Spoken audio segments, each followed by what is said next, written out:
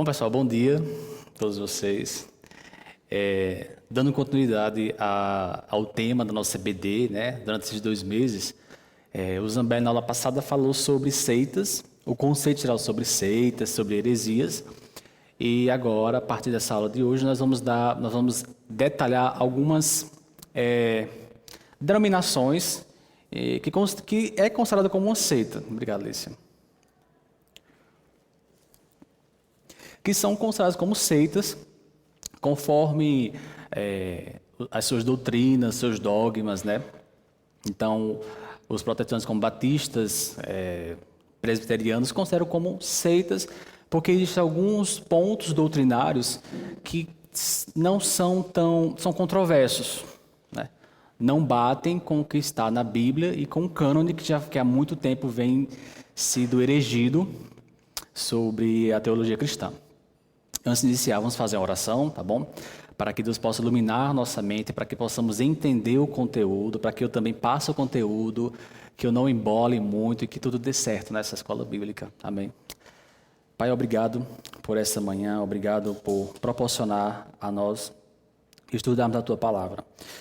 Que a Tua Palavra venha a ser, Deus, plantada em nosso coração, para que possamos combater, Senhor, qualquer desvio que estiver em Tua Palavra, para que possamos estar fortes contra aqueles que querem deturpar a Tua Palavra. É assim que eu te peço, em nome de Jesus. Amém. Bom, prosseguindo. Então, qual a importância de estudarmos sobre esses movimentos, essas ideologias, ou então essas doutrinas que, para nós, chega a soar como herético, né? Como algo que está fora da Bíblia? É porque, se você não está na verdade, então você vai estar andando fora do caminho, né? Você, consequentemente, vai estar propício a fazer coisas que não precisa. É o que nós vamos ver hoje sobre a doutrina que vai ser explicada hoje aqui nessa escola bíblica.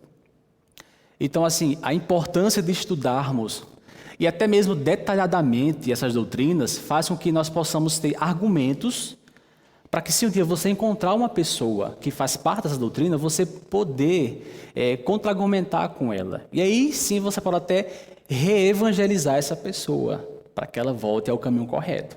Então, antes de mais nada, a gente precisa ter em mente que essa escola bíblica, esses temas que nós escolhemos sobre seitas e heresias, nós não estamos aqui para, de forma preconceituosa contra essas denominações, nem tampouco queremos denegrir a imagem deles, porque nós sabemos que nós vivemos em um país, né, que é laico, um país que, como é que sempre falam, é democraticamente político. Então, assim, as pessoas podem ter a crença que quiserem, mas a partir do momento que essa crença, né, que é posta, ela vem em confronto com a nossa crença, a crença que eu falo aqui, a crença protestante, nós temos o direito de rebatê-la, nós temos o direito de contra-argumentar os seus pontos controversos. Então, assim, é só para deixar bem claro, já que esse vídeo é gravado, né, e vai para o YouTube, que aqui nós não estamos agindo com preconceito nem discriminação contra essas denominações. O único intuito é mostrar os pontos controversos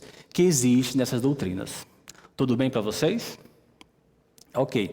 E hoje vamos estudar sobre o Adventismo do Sétimo Dia. Alguém já ouviu falar dessa igreja, dessa denominação? Nós temos em Paulo Afonso igrejas adventistas, né? Alguém já frequentou a igreja adventista? Já conheceu? Já foi a algum culto dela aqui? Certo. Bom, interessante. Coincidentemente, eu já fui para a igreja adventista.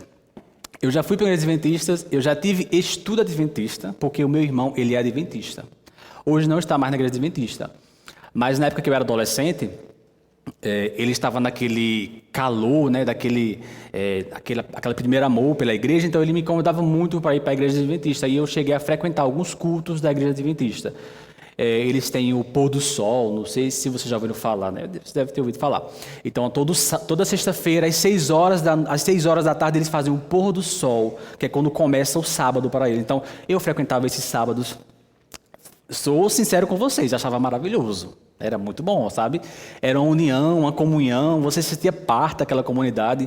Tive alguns estudos, mas aí com o tempo, eu era adolescente, né? Então, assim, eu não queria seguir nenhuma denominação cristã. Então, fui ver minha vida e acabei deixando de lado. Depois de muito tempo foi que eu me converti em uma igreja batista. Mas eu cheguei a frequentar uma igreja adventista, assim, visitava. O meu irmão não é mais adventista hoje, mas eu conheço algumas pessoas que são adventistas e permanecem até hoje. Então, assim, quando vocês falam adventista do sétimo dia, qual é a primeira coisa que vem na mente de vocês? Acho que você vai dizer aí. Que é a coisa mais, digamos, peculiar, né? Eu também via assim quando eu frequentava, quando eu estava em uma igreja em que o sábado era algo sagrado para eles, era um dia de descanso em que eles não poderiam trabalhar nesse dia. E como eu falei a vocês, eles fazem o tal do pôr do sol, porque o sábado para os adventistas começam às 6 horas da tarde da sexta-feira. Então, a partir das 6 horas da tarde da sexta-feira, eles não trabalham, eles não praticam nenhum tipo de atividade e, assim, realmente não fazem nada, né, digamos assim. E até 6 horas do sábado, então esse tempo é dedicado totalmente ao Senhor. Então, era algo mais peculiar, que eu achava peculiar aquilo ali, eles guardarem o sábado. É tanto que os adventistas, eles têm leis, né, que protegem esse dogma do sábado. Então, tem adventistas que concursos públicos que são feitos no sábado, para os adventistas é feito em outro dia, né?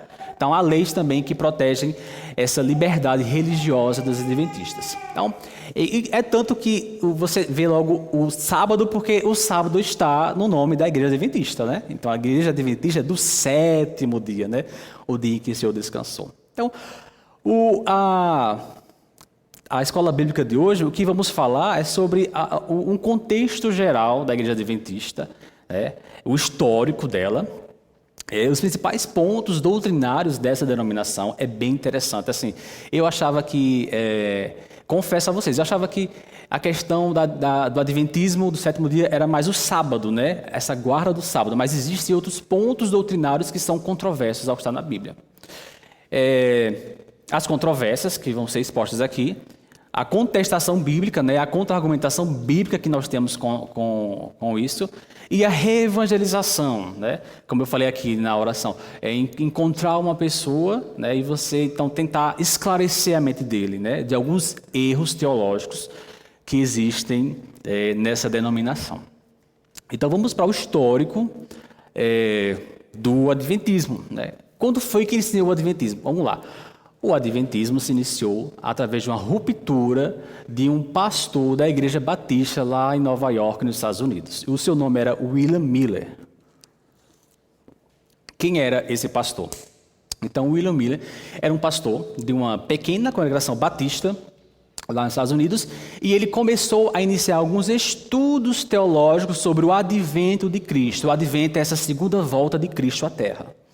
Ele começou a debruçar sobre esse estudo do advento, e nesse estudo o William Miller ele começou a constatar e chegou em alguns cálculos de que Jesus voltaria, a sua segunda vinda seria no ano de 1843 ou 1844.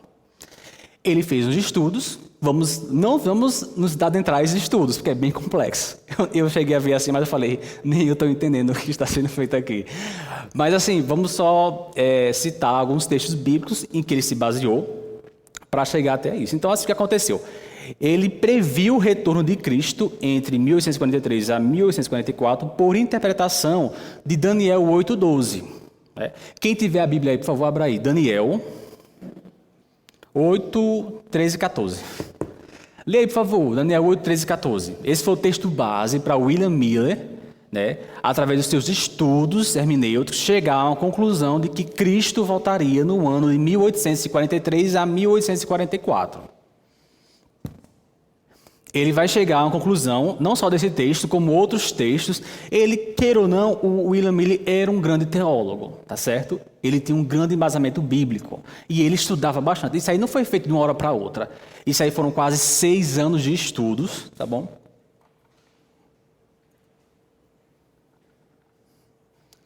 Deixa eu mostrar aqui esse infográfico, tá certo? Fica mais fácil para vocês. Então, olha só. Através de outros textos bíblicos, como Daniel 8,14, Apocalipse também tem um texto que fala sobre alguns dias, algumas datas, e também Ezequiel tem um texto também que fala sobre datas, semanas. O que aconteceu? Ele fez vários estudos, né? Ele era um grande estudioso da Bíblia, o William Miller, e ele chegou à conclusão de que a volta de Cristo, né, o seu advento, aconteceria no ano de 1844, 1843 ou 44, ele não sabia a data precisa, mas era nessa faixa de ano. Então, tá um infográfico aí, ele bota como marco inicial 457 a.C., né? Depois tem 400 a.C., que é a destruição do templo de Jerusalém. Aqui ele fala da crucificação, depois ele fala do apedrejamento de Estevão. Ele tem datas que ele usa, né? Eu não vou saber dizer como isso aconteceu, em que ele vai determinar que no ano de 1844, Jesus viria à Terra. E o que aconteceu? Ele não veio, né? Aí o que aconteceu? Por haver essa, digamos assim, não haver êxito nessa profecia, o William Miller ele ficou muito decepcionado, mas mesmo assim ele ainda acreditava nas suas profecias. Então, por não ter acontecido a vida de Cristo nesse ano, aconteceu o chamado grande desapontamento nos adventistas, que são os que eram chamados de millerianos. Eles ficaram desapontados. E, assim, eles ficaram desapontados, mas não disseram, nós estamos erramos, voltemos ao evangelho verdadeiro. Não, vamos procurar outra alternativa, porque nós estamos certos, certo?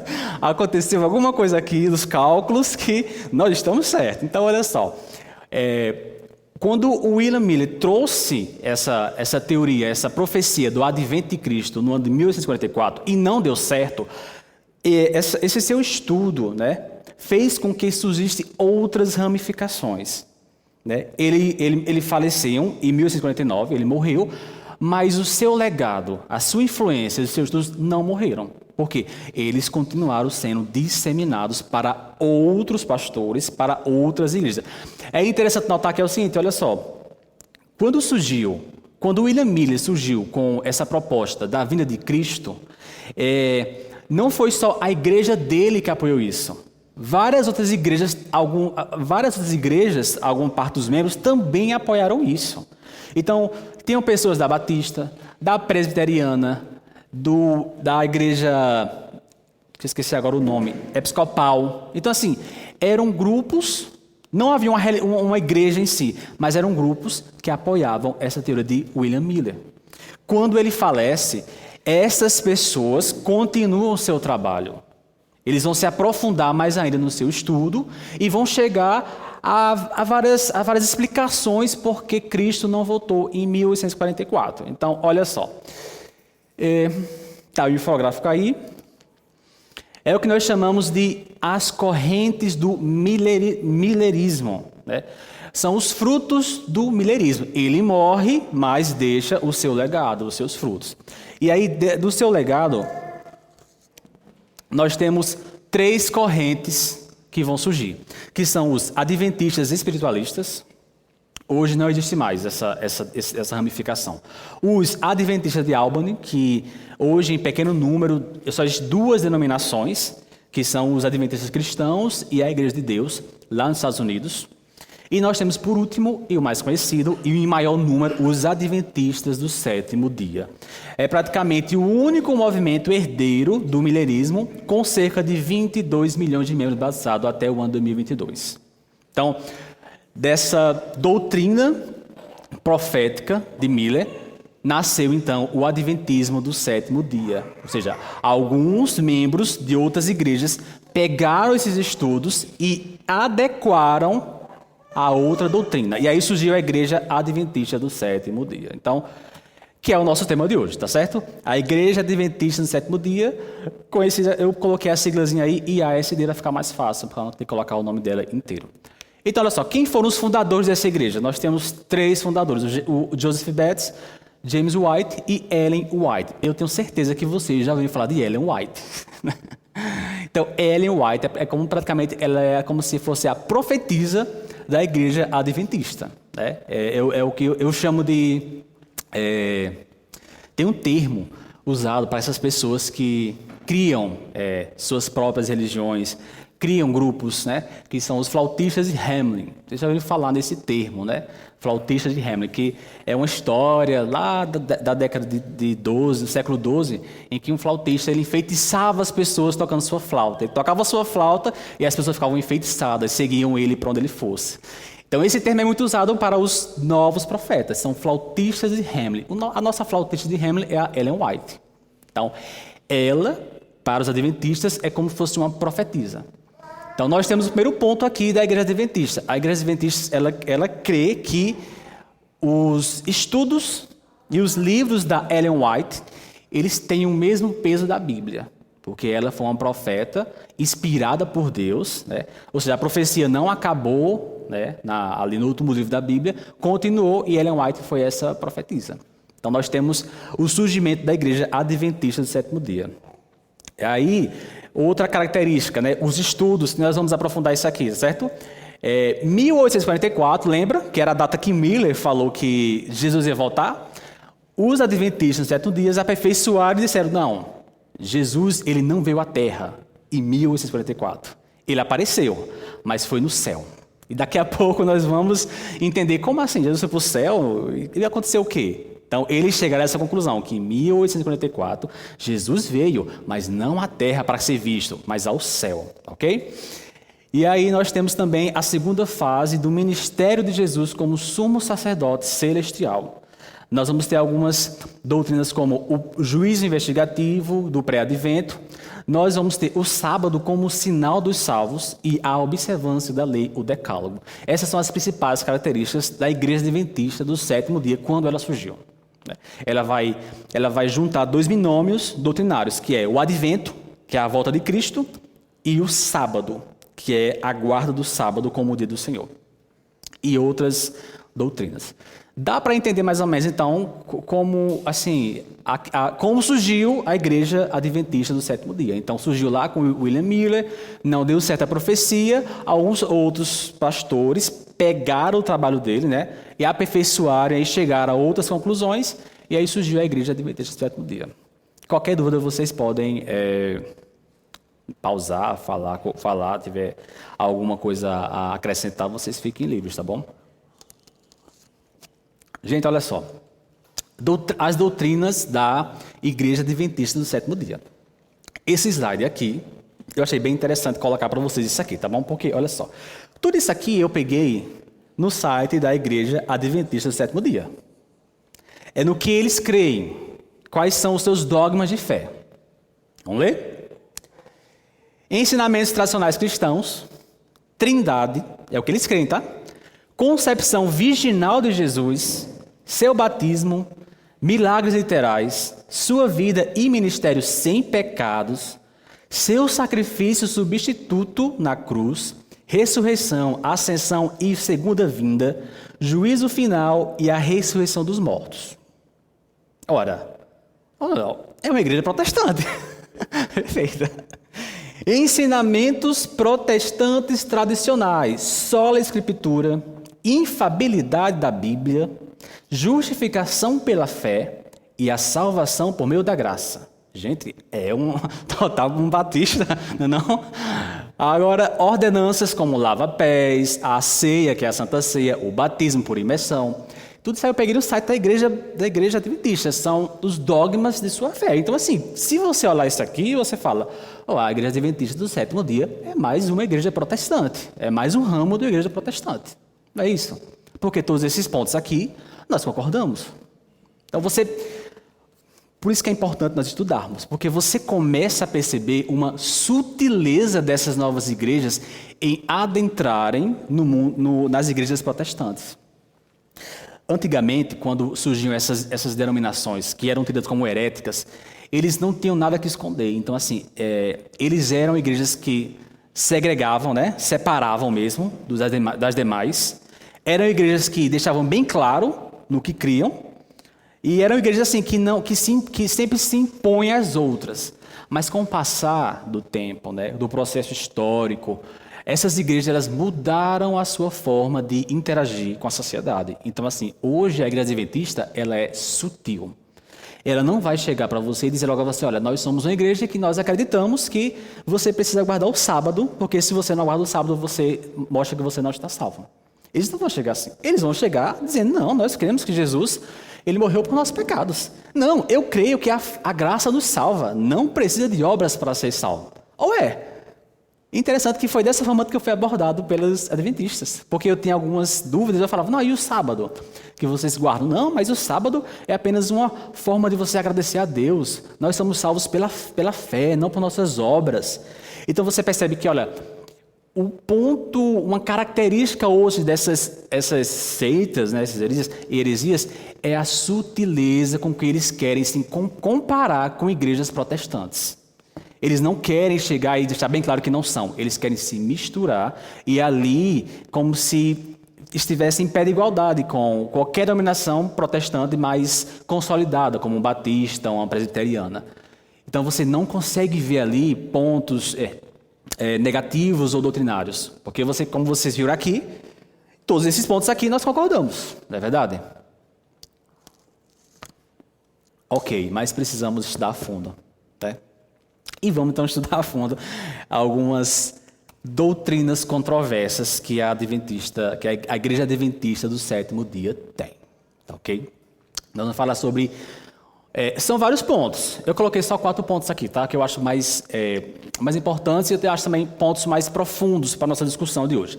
O primeiro ponto é a dormência da alma. É o sono da alma. Eu dei um papelzinho a vocês aí, não foi? Por favor, quem pegou dormência da alma, leia. Antes de ler, olha só que interessante. Esses papéis que eu dei a vocês são escritos de Ellen White. Tá bom? Vamos lá. Ok. Vamos lá.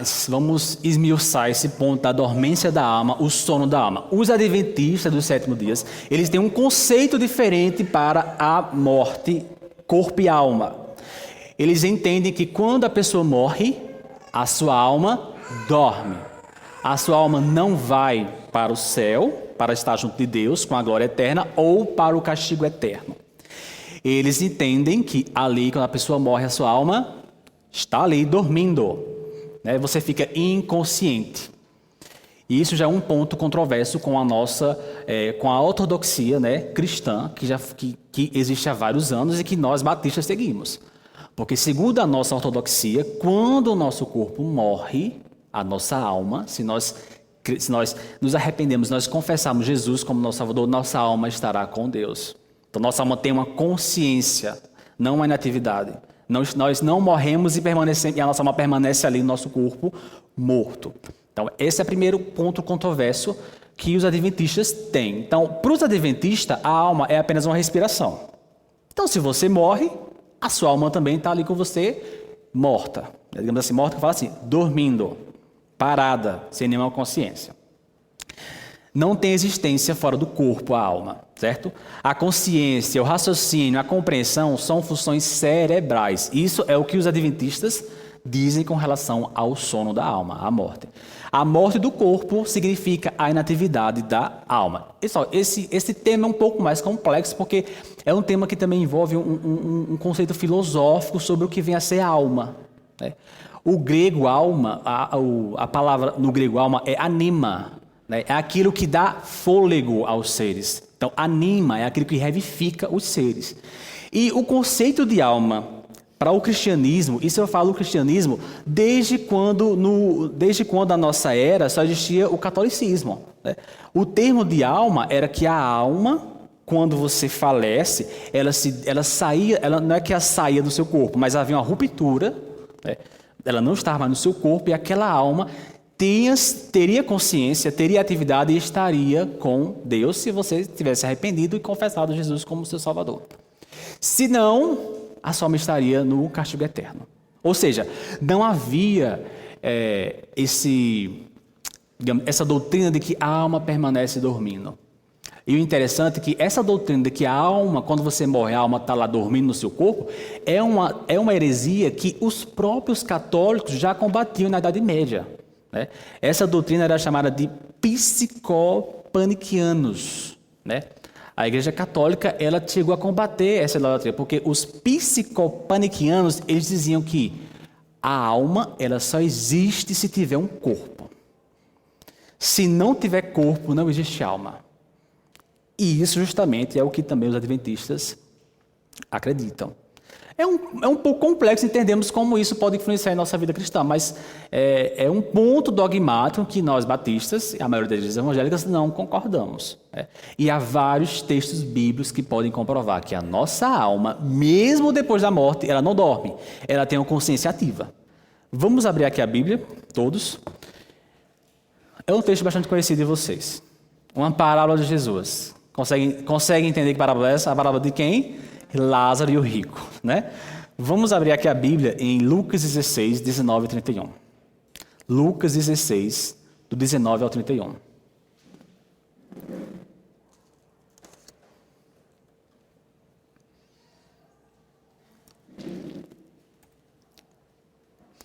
Tem vários outros textos bíblicos que eu coloquei no slide. Eu não vou poder ler todos, porque assim, vai estender muito a aula. Aí eu prefiro só ler esse, que eu acho que é o que contesta de forma logo direta, certo? Alguém, por favor, leia. Ok. Eu não vou me adentrar muito a esse texto, mas nós vamos ver aqui que Lázaro e o rico, né?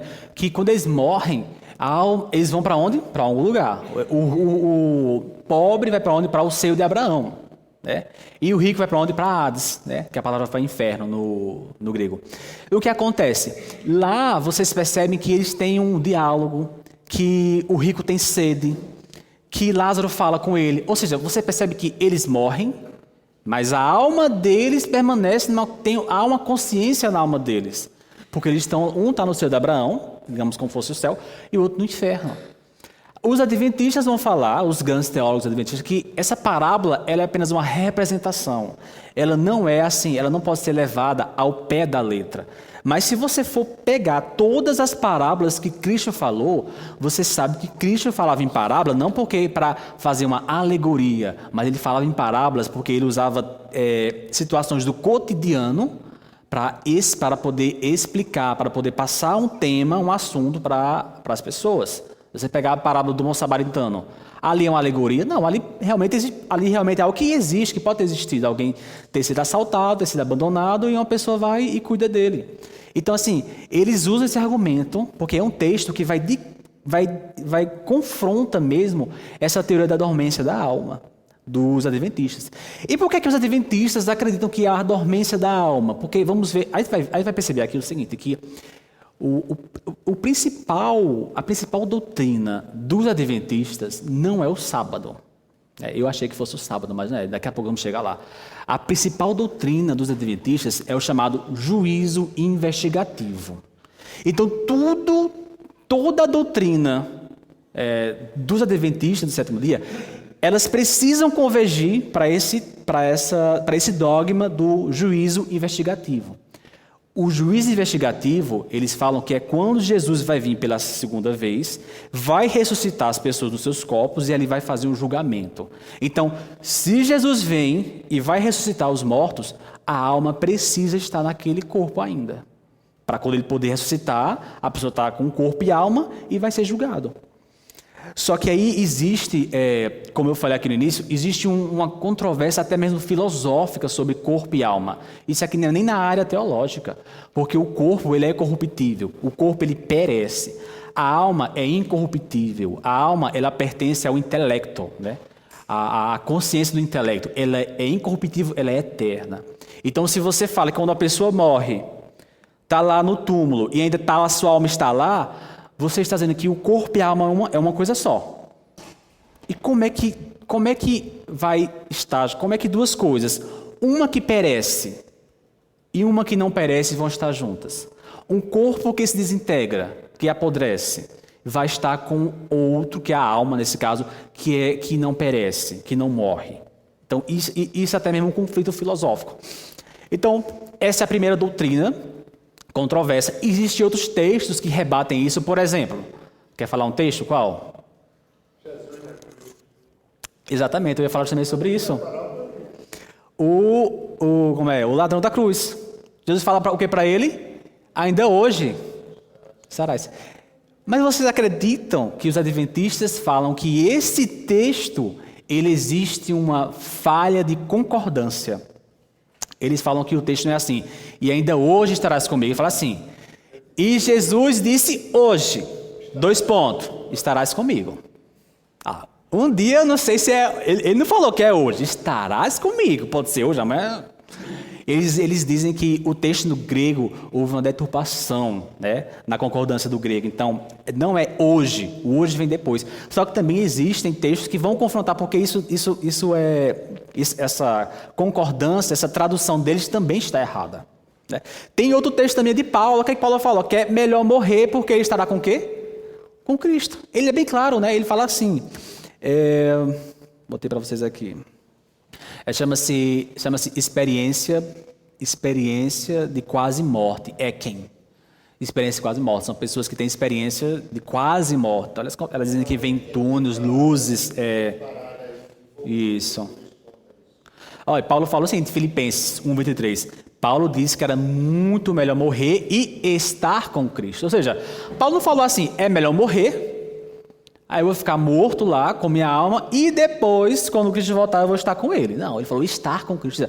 É algo assim, imediato. Estar com Cristo.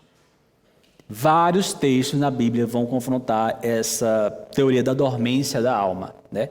Então, a contestação bíblica geral é o seguinte, quando a Bíblia fala em dormir, ele está falando de morte, a morte do corpo. Não é um sono da alma, não é que a alma está dormindo. É a morte do corpo. É um sentido figurado para dormir. Outra coisa também, na morte, o corpo e a alma se separam, como eu falei a vocês. Na morte, as almas continuam ativas e conscientes. Nós vimos agora nessa parábola de Lázaro e o rico. As almas dos justos estão no céu, as almas dos ímpios estão no inferno. Isso é fato, está na Bíblia também, isso aí. Não existe morrer e a pessoa permanecer lá ainda, a alma permanecer lá, há a separação. Esse é um dos primeiros pontos controversos dos adventistas. Eu não vou também me adentrar muito mais a ele, porque, como eu falei, essa questão da alma é um pouco mais complexa, porque envolve também um estudo filosófico sobre alma e corpo. Segunda doutrina. Essa eu achei mais interessante, tá certo, pessoal? Tá com um eco aqui, né, eu acho. O microfone aqui. Olha só, outra doutrina controversa deles é sobre a sua soteriologia. A soteriologia, ela estuda a salvação, tá bom? Ela estuda sobre o processo de expiação dos pecados. Quem pegou aí? Juízo... Não, daqui a pouco lê, agora não. Deixa eu só passar esses pontos aqui. Eu tenho que correr, certo? Olha só. Os adventistas acreditam que a salvação não ocorreu na cruz do Calvário. Tá certo? A salvação ocorreu... A salvação eu falo assim, o perdão dos pecados, tá bom? O cancelamento dos pecados. Ele ocorreu pós-crucificação, tá bom? Eles acreditam que ainda hoje há uma expiação no santuário celeste. Essa expiação chama-se juízo investigativo. E o último, e até mais assim, chega a ser uma blasfema, é que eles acreditam que existe uma cooperação de Satanás no processo de expiação. Ou seja, Satanás também nos salvou do pecado. Então, vamos lá entender mais ou menos como é isso aqui, tá certo? Olha só. O juiz investigativo. O que é o juiz investigativo? Lembra que eu falei a vocês lá que Miller diz que Jesus viria em 1844. Ele não veio. Os adventistas do sétimo dia, o que é que eles vão fazer? Eles vão pegar esses estudos, essa teoria doutrinária e falar o seguinte, olha, Jesus veio em 1844, mas ele veio ao céu, a um lugar chamado Santuário Celeste. Ele apareceu em 1854, não visível aos nossos olhos, mas ele foi para o Santuário Celeste, ou seja, no céu lá, existe um lugar chamado Santuário Celeste, como na época, né, da lei mosaica, e então Jesus, com as suas vestimentas, todas aquelas vestimentas, entrou nesse Santuário Celeste. E ali, Jesus começou a fazer a expiação dos nossos pecados. Ou seja, não foi na cruz. Estamos enganados. Não foi na cruz que Jesus começou a fazer a nossa expiação. Foi em 1844, porque ele ascendeu a um lugar lá no céu chamado Santuário Celeste. Esse lugar, a Ellen White fala, que é como se fosse é um lugar como se fosse o Santo dos Santos. Tem a Arca da Aliança, tem a Tábua de Moisés, e ele está lá, Jesus, fazendo a nossa expiação. A partir de 1844. Eu fico pensando, o que é que, se Paulo estivesse vivo, meu Deus, Paulo morreu e seus pecados não foram expiados, só em 1844 que eles foram expiados por Jesus quando estava lá no Santuário Celeste, né? Todos aqueles grandes homens da Bíblia, né? Então, assim, o juiz investigativo é justamente isso. Eles acreditam que Jesus está até hoje nesse Santuário Celeste fazendo uma expiação pelos nossos pecados. Então, assim, não foi na cruz. Ele precisou chegar a esse lugar para começar a fazer uma expiação por nós. Quem pegou o juiz investigativo 1, lê aí, por favor. Então, isso aí são palavras, né, dos livros de Ellen White. Só vou sacar uma aqui, vou enfatizar uma, que ela fala assim, olha, ela fala que o sangue de Cristo oferecido aos crentes arrependidos assegurava o perdão e a aceitação de Deus. Mas, contudo, os seus pecados ainda permaneciam registrados em um livro. E esses pecados que estão nesse livro teriam que ser expurgados. E justamente é aí que vai entrar a doutrina do juiz investigativo. É como se Jesus estivesse nesse santuário celestial expurgando os nossos pecados. Ou seja, Jesus está lá, vendo Eduardo, confrontando com o decálogo. Eduardo fez isso, então os seus pecados estão expurgados. Então, daqui a pouco eu vou falar sobre isso aqui, tá bom? Sobre a cooperação, como é que a figura de Satanás vai entrar como cooperador nesse processo expiatório, tá certo? Então, olha só, o juiz investigativo, segundo os adventistas, ele existe e permanece até hoje. Ou seja, quando acabar o juiz investigativo, o que é que vem? A segunda volta de Cristo. Esse infográfico explica direitinho aqui, certo? Essa primeira parte aqui foi dada por Miller, e essa parte aqui foi a explicação dada pelos adventistas no sétimo dia, né, através de vários teólogos, incluindo a profetisa Ellen White, tá bom? Ela escreveu vários livros, Ellen White, tá bom? Não foi só... O livro mais conhecido dela é O Grande Conflito, mas ela escreveu vários livros. E assim, a Ellen White, ela era realmente uma mulher muito inteligente, era uma mulher muito dedicada à vida religiosa, e ela escreve livros do que você pensar. Ela escreve livros de culinária, do que os adventistas teriam que comer, de como os filhos, como os pais, como esposas, como os pastores, como empregados deveriam se comportar na sociedade. Ela praticamente escreveu uma Bíblia só para os adventistas. Então, assim, até hoje esses livros dela são reverenciados, porque assim, ela criou essa doutrina, né, esses dogmas, esses preceitos, e até hoje ainda é vivenciada pelos adventistas. Ela realmente é uma grande figura no adventismo. É uma grande figura no adventismo, a Ellen White. Então, por isso que o que ela escrevia praticamente era lei, né, para eles. Quem pegou 2 do juiz investigativo? Pronto. A Ellen White fala que é impossível... Está aqui, ó. É impossível que os pecados dos homens sejam cancelados antes do juízo investigativo. Ou seja, olha aqui está o juízo investigativo. Onde é que está a cruz? Aqui. Ela diz que é impossível que os pecados de qualquer pessoa sejam cancelados antes de terminar esse juízo. Ou seja, a cruz ela não cancelou nossos pecados. É lógico isso. A cruz foi só a primeira parte. Ela não cancelou os nossos pecados. Ela não foi uma obra totalmente consolidada. Precisou vir esse juízo investigativo para assim terminar a obra. Alguém, por favor, leia Hebreus 9, do 11 ao 12. Porque essa passagem vai derrubar esse juízo investigativo. Não tem como deixá-lo de pé. Hebreus 9, 11 e 12. É como se a obra de redenção da cruz ela fosse incompleta, né? Vocês entendem que isso é um ponto controverso e até mesmo que foge a qualquer doutrina bíblica, né? Foge da ortodoxia cristã, porque nós temos um processo expiatório, né, purgatório, um processo expiatório, através de dois eventos, a crucificação e o juízo investigativo. Leia, por favor, quem abriu? Hebreus 9, 11 e 12. Pronto. Entrou uma vez no santuário e fez uma eterna redenção. Aí não fala que Jesus entrou no santuário ou entrará no santuário e depois fará uma redenção. Ele fala aí, o autor de Hebreus, entrou no santuário e fez uma redenção de uma vez por toda, uma redenção eterna. Isso foi feito aonde? Na crucificação.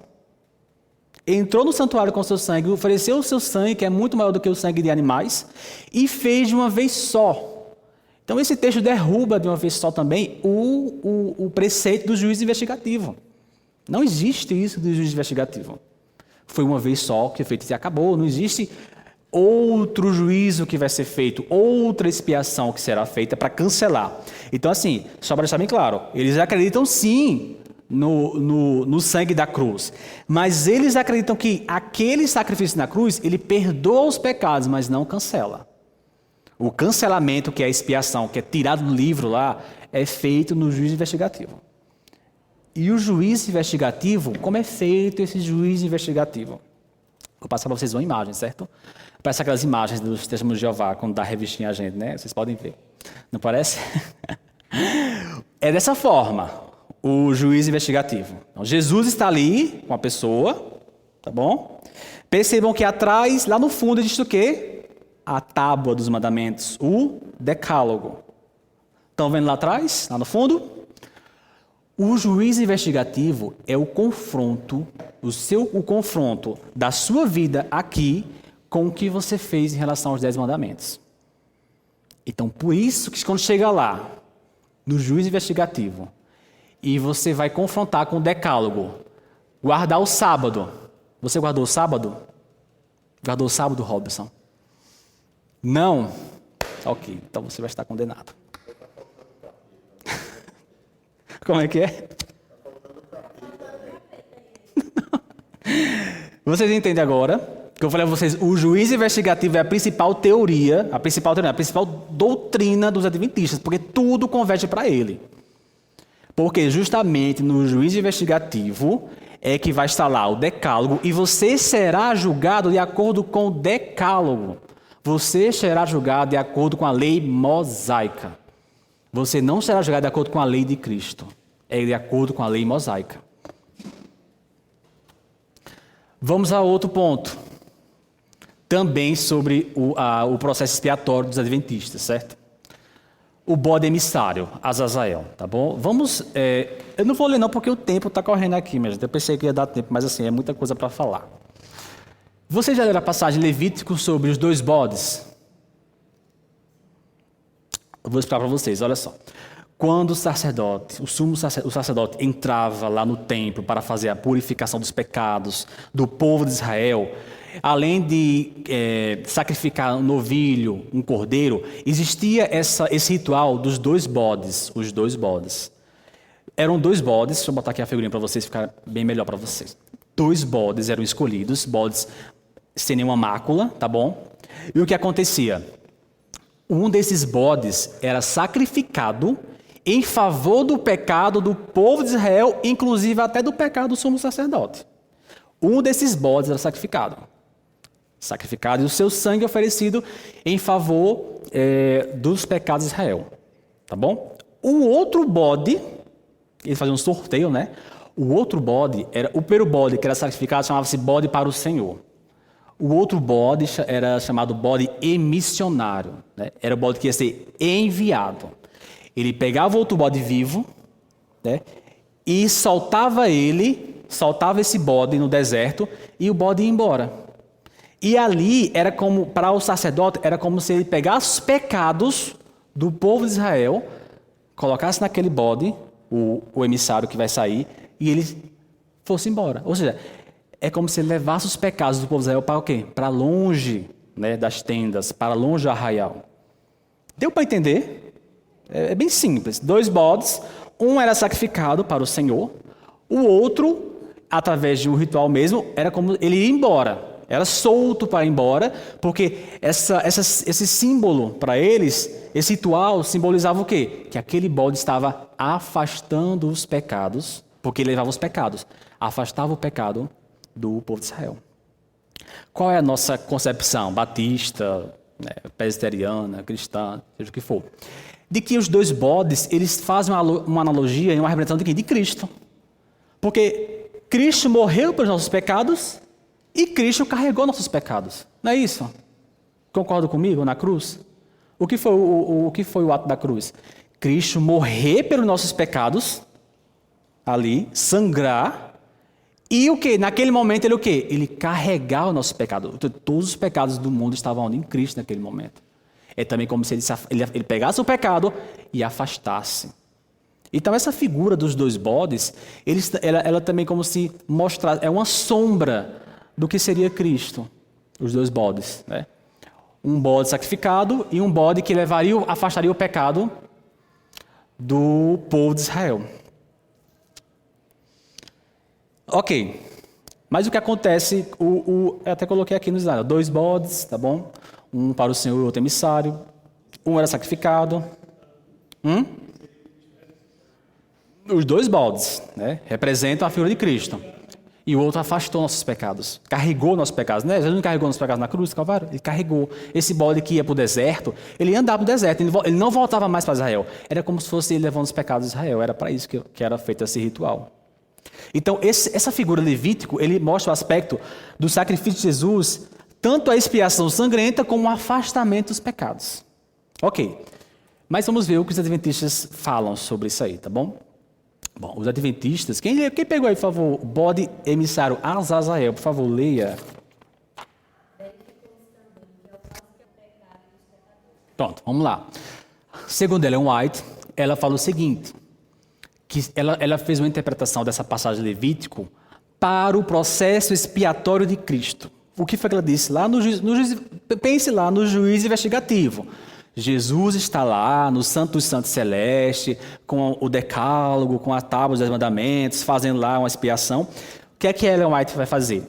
Ela vai dizer assim, olha, Jesus, então, ele foi sacrificado, né, pelos pecados. Mas aí, quando Jesus terminar o processo expiatório, quando terminar o processo investigativo, né, ele vai pegar esses pecados de todo mundo e lançar sobre Satanás.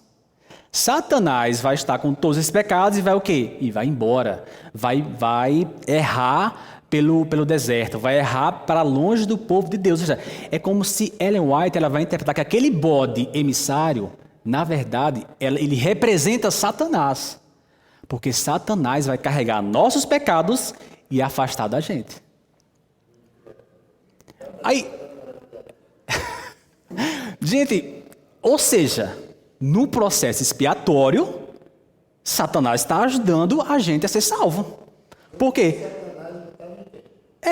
Quem é que, então, assim, a Ellen White, ela não vai dizer, eles não vão, de certa forma, mostrar isso. Mas, se você pegar a lógica, você vai dizer, ou seja, se Jesus é o bode que é sacrificado, se Satanás é o bode emissário, então Jesus morre pelos nossos pecados. E quem afasta de nós nossos pecados é Satanás. É Satanás que vai afastar os nossos pecados. Ou seja, chega a ser até um pouco blasfemo, mas assim, essa doutrina da Ellen White, ela vai totalmente de encontro ao que representa, como eu falei aqui, essa figura dos 2 bodes. Os 2 bodes representam um sacrifício uno, eles representam apenas Cristo. Morreu e cancelou, afastou nossos pecados. Não existe Satanás que, quando terminar lá o processo investigativo, que vai carregar nossos pecados. Ou seja, é como se Deus, então, ele de propósito, ele criou esse processo expiatório, que é feito através de Jesus e de Satanás. Então, o processo de salvação, de expiação nossos pecados, é feito por 2 pessoas, Jesus e Satanás. Se não fosse Satanás, quem é que ia afastar esse pecado da gente, se fosse Satanás?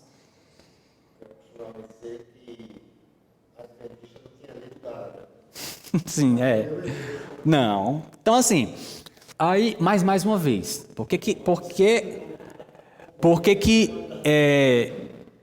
Por que houve essa interpretação? Porque eles precisavam adequar a teoria, a doutrina do juiz investigativo, que vai terminar o juiz investigativo, o pré-advento, e ali esses pecados precisam ser levados para alguém. Então, assim, entrou a figura do bode emissário.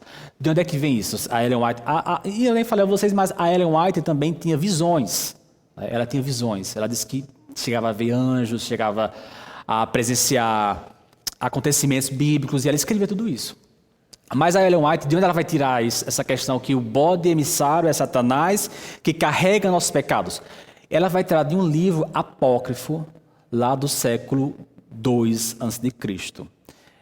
Não, depois de Cristo, na verdade. Esse livro apócrifo chama-se Apocalipse de Abraão.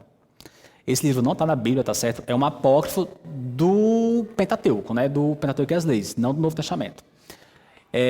Nesse livro, o autor ele vai contar a história de Abraão ascendendo ao céu. E nessa história de Abraão ascender ao céu, existe a figura do bode emissário. Abraão vai encontrar esse bode e há uma figura celestial, um anjo parece, que pede para que Abraão pegue os pecados, né, as transgressões do povo de Israel e jogue nesse bode. Só que esse bode, não aparece o nome bode nele, aparece o nome Azazael. Azazael. E Azazael, nesse livro apócrifo, ele é tido como um demônio. Né? Se vocês forem pesquisar, Azazael, hoje na literatura atual, é demônio, é enviado do diabo, de Satanás, Azazael. Então, essa palavra Azazael, ela não está em Levítico, tá bom? Vamos ficar bem claro, ela não está em Levítico. Em Levítico chama-se bode emissário. Só que a palavra Azazael, no hebraico, ela quer dizer assim, banir, se retirar. E alguns rabinos também usavam a palavra Azazael para dizer lugar deserto, lugar ermo. Como aquele bode ia para um lugar deserto, então alguns rabinos, né, da época do Pentateuco chamavam aquele bode de Azazael. Não porque ele fosse o demônio, mas porque ele ia caminhar para um lugar ermo. Então a Ellen White ela pegou um termo, Azazael, que é Satanás, um termo que veio de um livro apócrifo, lá do século II depois de Cristo, e então ela pegou esse termo e jogou para Levítico, que foi escrito 15 séculos antes de Cristo. Os judeus eles não têm como Azazel a palavra demônio. Esse termo foi usado nesse livro apócrifo. Então, veio dessa interpretação desse livro essa história do bode emissário, do bode expiatório, né? Então, olha só. Essa doutrina, ela, além, como eu falei a você, ela chega a ser blasfema e ela realmente é uma doutrina que fere qualquer doutrina bíblica que temos aqui. Seja católica, seja batista, seja presbiteriana, porque é algo impensável. É algo impensável você achar que o nosso processo de expiação, né, de purgar nossos pecados, vai acontecer através também da figura de Satanás. Isso é algo impossível de se acontecer. Você pode, como o Ari falou aqui, é bem interessante essa história. Nossa, Satanás é verdade. Satanás ele precisa ser penalizado. Vai levar nossos pecados. Mas se você for ver do contexto teológico, isso é totalmente uma heresia. Isso desvia da verdade. Todo o sacrifício é feito por quem? Cristo. Morreu e levou nossos pecados. Então, e essa doutrina não é bem difundida entre os adventistas. Se você chegar para o adventista e falar sobre isso aí, você vai dizer, não, isso aí eu nem sei, não sei isso aí não. Mas os grandes teólogos adventistas, eles defendem isso, eles têm livros sobre isso aí, entendeu? É algo que eles defendem. Então, essa é outra doutrina, a do bode emissário. Eu vou correr com vocês aqui, certo? Outra doutrina controversa é a nomolatria. Nomolatria, a palavra nomo, do grego, quer dizer leis, normas, tá? E aqui eu estou falando sobre o decálogo, sobre as leis de Moisés. Nós sabemos que Moisés, que lá no tempo do Antigo Testamento, nós temos as leis civis, as leis morais, as leis cerimoniais. Então, tudo isso é a nomolatria, ou é o nomocentrismo, na verdade. Os adventistas, eles praticamente divinizam a lei mosaica.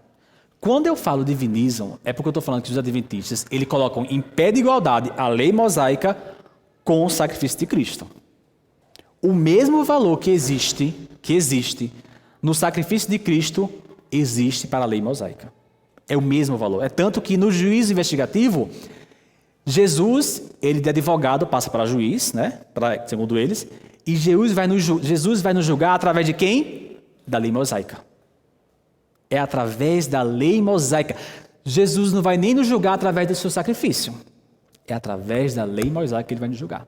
Então, os adventistas, ele tem essa nomolatria, essa idolatria pela lei. É tanto que eu não sei se vocês têm conhecimento, mas os adventistas, eles têm alguns hábitos alimentares que vêm diretamente de Levítico. Eles não comem carne de porco, eles não tomam café, aqueles preceitos, aqueles ritos civis que está em Levítico, eles cumprem todos.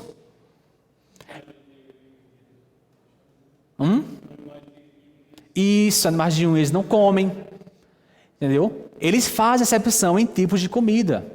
Por quê? Porque para eles, a lei mosaica tem o mesmo valor da lei de Cristo. Eles precisam cumprir essa lei. E também está o sábado nessa lei. É interessante que, por eles uma forma dos adventistas do sétimo dia se infiltrar e assim eles conquistarem tantos adeptos, é através da sua alimentação saudável. Eles têm realmente uma alimentação bastante saudável. Eu lembro que eu fui para um congresso deles e lá uma das palestras era sobre a alimentação saudável. Não era falar sobre Bíblia não e doutrinas, não. Era falar sobre a alimentação saudável. Eles têm vários livros sobre culinária, nutrição. Eu não sei se vocês sabem, mas os adventistas têm escolas e universidades. Não sei vocês, mas quando você vai numa cidade que tenha uma universidade adventista, os alunos adventistas, eles abordam algumas pessoas assim na cidade. E a forma que eles abordam não é falando de evangelismo, eles abordam falando sobre culinária. Eles chegam para você e falam assim: olha, eu queria te mostrar aqui um livro sobre bem-estar, né, e alimentação saudável. Você quer ouvir? Olha, quem não quer ouvir? Todo mundo quer emagrecer hoje, né, minha gente? Bora, quero ouvir. E eles começam a falar sobre alimentos que fazem mal à saúde. Olha, o porco tem isso. Olha, essas substâncias. E aí a pessoa se interessa. Mas aí, quando a pessoa está bem ali enredada naquele discurso, nós temos ali, então, ele se mostra como adventista e convida aquela pessoa para ir para a igreja. Mas o convite que ele faz é assim: vá lá e você vai saber mais sobre isso aí, sobre a alimentação saudável. Eles têm muito essas táticas, tá certo, de abordagem, tá bom? Relacionamentos conjugal também, né? Não é mais só chegar assim na palavra, mas existem outras formas de chegar na pessoa. Eles se desviam ali, eles vão rodeando ali para chegar. Outra coisa também é a parte musical deles. Hoje nós temos igrejas que cantam músicas adventistas, minha gente. Por exemplo, o Leonardo Gonçalves, ele é adventista. E muitas igrejas tocam. E eles são, minha gente. Olha, eu confesso a vocês que em casa eu escuto, às vezes eu escuto, eles são muito bons em músicas, os corais dele. Gente, eles são bons. Temos que prestar aqui o devido mérito a eles. Questão musical, eles são excelentes. Tanto corais, como letras de música, tá certo? Como afinação, como tudo. Eles são excelentes nisso. Eu já fui a um coral aqui, que é o coral Zenith, né? Que tem aqui. Gente, é uma coisa maravilhosa. Disso eu digo a vocês, eu presto mérito. Eles são bons. Eles são bons. O Prisma também. Eles são bons nisso aí. Ok, vamos lá. Vou passar bem rápido aqui, pessoal, que o tempo já estourou. A nomolatria, ou seja, a lei mosaica igual à lei de Cristo. Nós sabemos qual é a lei de Cristo, né? Cristo resumiu tudo em quem? 2 mandamentos. Qual foram eles? Amar a Deus, as coisas, alimento. E o outro, o próximo a si mesmo. Acabou. Se Jesus fosse julgar uma pessoa, era através desses mandamentos. Jesus não ia julgar uma pessoa porque se a pessoa guardou ou não o sábado, se a pessoa comeu ou não carne de porco. Não. É só através dos mandamentos, porque Jesus ele cumpriu todas essas ordenanças nele. A outra controvérsia que todos vocês falam é o sabatismo, né? Por que os adventistas eles guardam o sábado? Vou reforçar aqui. Porque para os adventistas está havendo um juízo investigativo, E nesse juízo investigativo, Jesus está o quê? Nos contrapondo através da lei mosaica. É como se lá nesse juiz, quando o juiz vai julgar um caso, em que ele se baseia? No Código Penal. Ele pega o Código Penal, você infringiu tal artigo, você infringiu não sei o quê, então você está condenado. Jesus, ele está com que Código Penal? A tábua, os 10 mandamentos. É com os 10 mandamentos que Jesus está fazendo o juízo investigativo. E nos 10 mandamentos está o que lá? Guardar o sábado. Então, por isso que os adventistas guardam o sábado. Eles vão falar que não. Eles vão até citar os textos que Jesus colheu espigas no sábado. Ah, Jesus é o Senhor do sábado. Nós guardamos os sábados porque é uma ordenança e não quer dizer que o sábado é maior que isso. Mas não é isso. Tem algum adventista que não guarda o sábado? Não tem. Porque se for assim, então não vai guardar o sábado. Não, você tem que guardar o sábado. Então, o sabatismo, essa idolatria ao sábado é muito forte. E outro ponto, eu não vou nem pedir para vocês lerem, que eu dei papel sobre sabatismo, porque está correndo o tempo. Mas a Ellen White ela vai dizer que por que o sábado é imprescindível guardar o sábado? Porque ela vai dizer que uma das grandes bestas, né, do conflito, né, do pré-advento de Cristo, uma das grandes bestas foi o catolicismo. E ela vai dizer assim, que o catolicismo impôs um sinal, que foi guardar o domingo. Então nós, que sabemos da verdade, temos que contrapor a isso. Vamos guardar o sábado. Não é o domingo, o dia do Senhor, é o sábado. Mas se vocês forem perceber, a questão de guardar o domingo veio muito antes de se iniciar uma igreja, de se iniciar realmente, de se consolidar a Igreja Católica Romana. Porque os primeiros cristãos primitivos, eles guardavam o domingo. Porque foi o domingo da ressurreição.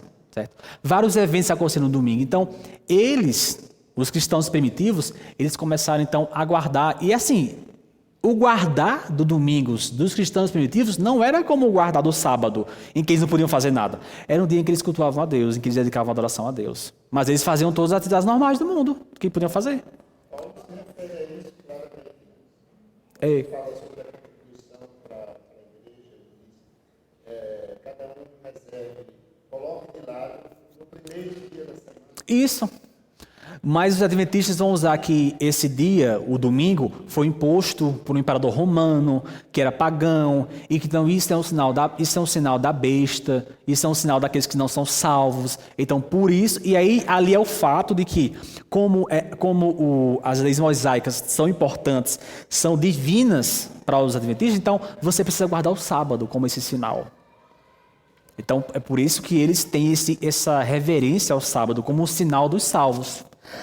É como se o sábado ele complementasse a nova aliança. Então você está salvo, você creu, então você precisa guardar o sábado e não o domingo.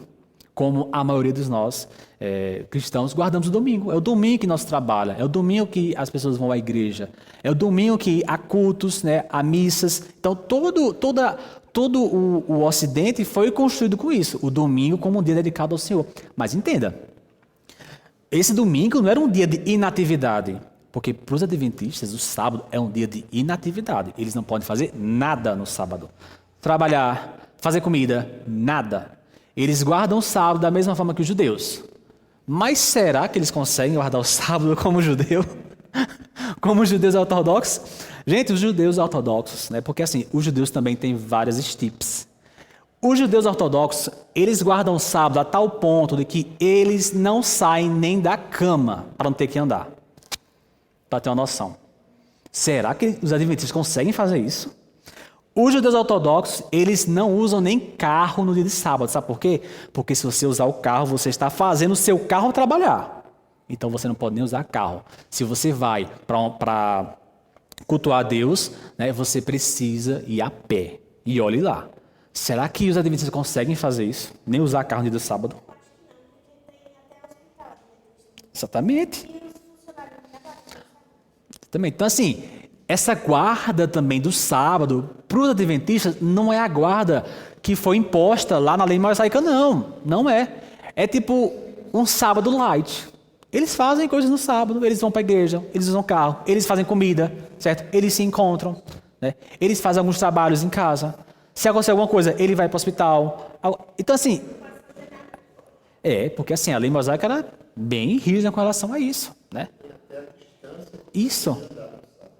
Então, assim, você percebe que eles estão transformando o sábado um pouco meio que light para eles. Ou seja, se eles falam que o sábado que tem que ser guardado é o sábado mosaico, então vamos lá, guardem o sábado daquela forma. Então você percebe que toda essa doutrina sabática também ela puxa para essa doutrina do juiz investigativo. Eles precisam embasar o juiz investigativo, né?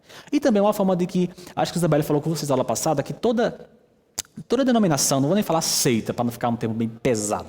Algumas denominações, com algumas doutrinas erradas, elas precisam diferenciar das demais.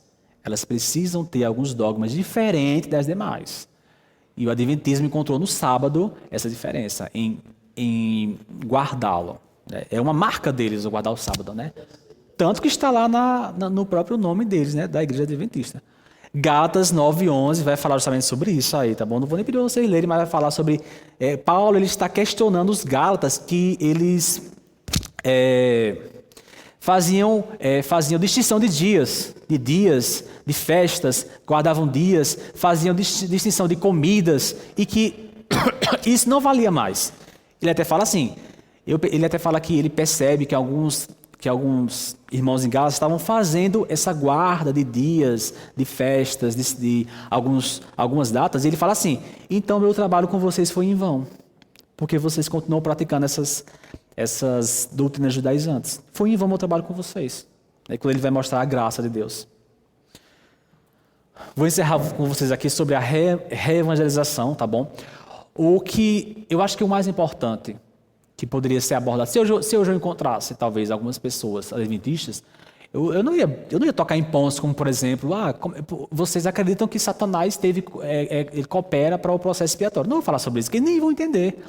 Vocês acham que o sábado é importante. Eu acho que o ponto principal e que derruba qualquer argumento, né, é a lei da graça, é a graça versus a lei.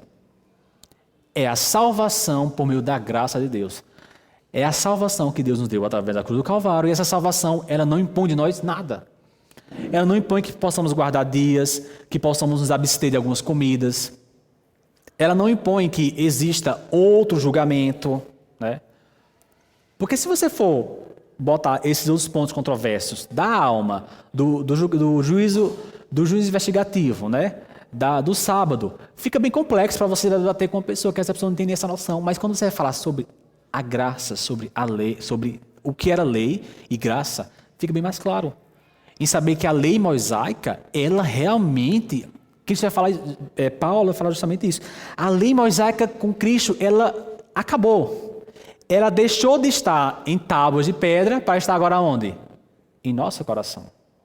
Ela acabou ali. Ou seja, quando você não adultera, quando você não cobiça a mulher do próximo, quando você não mata, que estava na lei mosaica, você não deixa de fazer isso porque você tem uma lei ali, inscrita numa tábua, e você precisa fazer. Não, você faz porque agora essa lei está em você, através do Espírito Santo que te convence do pecado. Então a lei mosaica com o sacrifício de Cristo, ela realmente acabou. Ela deixou de estar inscrita em tábuas, ou então em papéis, mas para estar em nosso coração. E o que prevalece agora é a lei de Cristo, não mais a lei mosaica. Então essa distinção entre os adventistas, sétimo dia também, e os demais protestantes, que para eles essa lei ainda está lá escrita. E, inclusive essa lei está escrita nesse santuário celeste, em que Jesus está nos julgando através dela. Então assim, considerações à parte, tem muitas outras coisas, assim, outras doutrinas controversas, doutrinas assim meio estranhas mesmo, mas não dá para falar que não, é um estudo mais avançado. Mas em sumo, o que eu queria frisar aqui era mais essa parte final. Nós somos salvos através da graça de Deus. Nada de guardar dias, nada de comida, nada de que haverá um julgamento ainda para isso, pode melhorar o que Cristo fez por nós. Simplesmente isso.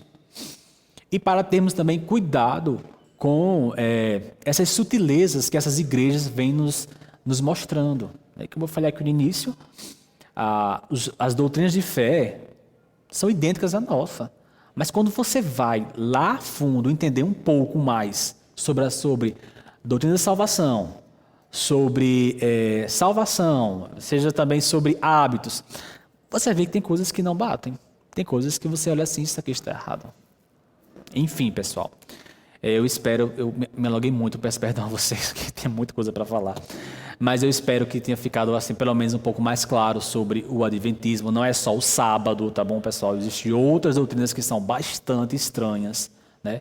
E que possamos, eu vou encerrar orando, mas que possamos, que Deus possa realmente iluminar essas pessoas que estão nesse erro, que acreditam nisso, né?